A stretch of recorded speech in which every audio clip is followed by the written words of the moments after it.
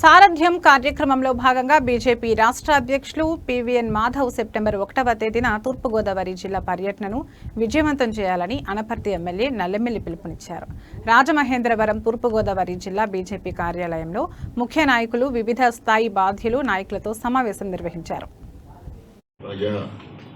సమీకరణ ఏ విధంగా ఉండాలి, జన సమీకరణ ఏ విధంగా ఉండాలి, కార్యక్రమం ఏ విధంగా నిర్వహించాలి అనే విషయాలపైన చర్చించడానికి ఏర్పాటు చేసిన ఈ సమావేశానికి అధ్యక్షత వహించిన భారతీయ జనతా పార్టీ జిల్లా అధ్యక్షులు వికే నాగేంద్ర గారికి, కార్యక్రమంలో ముఖ్య అతిథిగా పాల్గొన్న పెద్దలు, భారతీయ జనతా పార్టీ జాతీయ కార్యవర్గ సభ్యులు, శాసనమండలి సభ్యులు శ్రీ సోము వీర్రాజు గారికి, భగవాన్ గారికి, రామ్మోహన్ గారికి, సతీష్ గారికి, గోపి గారికి, హారిక్ గారికి, అదేవిధంగా రజనీ గారికి, మిగిలిన జనరల్ సెక్రటరీస్, వేదిక ముందున్న భారతీయ జనతా పార్టీ కుటుంబ సభ్యులకు అందరికీ పేరు పేరున నా హృదయపూర్వక నమస్కారాలు.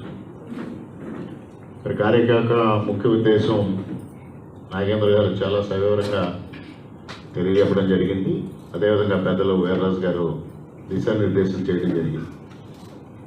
ఇవన్నీ మనం సమావేశాలు పెట్టుకొని చర్చించుకొని దిశానిర్దేశం చేసుకున్న తర్వాత ఏదైతే మనం దిశానిర్దేశం చేసుకున్నామో దాన్ని క్షేత్రస్థాయిలో అమలు చేయగలిగినప్పుడు మాత్రమే మనకు సత్ఫలితం వస్తుందనేది కూడా ఈ సందర్భంగా ప్రతి ఒక్కరు గ్రహించాల్సిన అవసరం ఉంది. ఇప్పుడైతే మనకి చాలా చక్కగా ప్రతి ఒక్కరు కూడా ముందుకు వచ్చారు. స్ఫూర్తిదాయకంగా ప్రతి చోట నుంచి కూడా పెద్ద ఎత్తున జనాన్ని సమీకరిస్తామని వారు హామీ ఇవ్వడం జరిగింది. ఆ హామీ అన్ని చక్కగా అమలు చేసి మనం ఏదైతే మనకి పోలింగ్ బూత్ స్థాయి నుంచి జిల్లా స్థాయి వరకు కార్యవర్గాలు కానీ బాధ్యులు కానీ ఉన్నారో వారందరూ ఈ కార్యక్రమంలో భాగస్వాములు అయినట్టయితే తప్పనిసరిగా నాగేంద్ర గారు నిర్దేశించిన సంఖ్యలో మనం జనాన్ని సమీకరించుకోవడం అనేది చాలా సులభతరం అవుతుంది. అది కార్యక్రమం మొత్తం ఆ రోజు ఏదైతే రాష్ట్ర పార్టీ నిర్దేశిస్తుందో ఉదయం నుంచి సాయంత్రం వరకు జరిగే కార్యక్రమాల్లో భగవాన్ గారు చెప్పినట్టుగా ఏ కార్యక్రమానికి ఎవరెవరు హాజరు కావాలి అనేది కూడా స్పష్టంగా నిర్దేశించుకోవాల్సిన అవసరం ఉంది.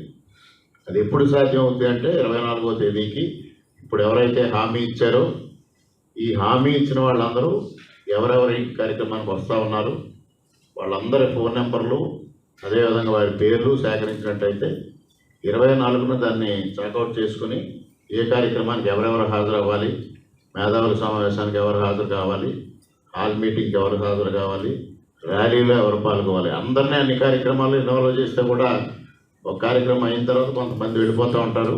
చివరి కార్యక్రమం గెలవకపోయే పరిస్థితి కూడా వస్తుంది.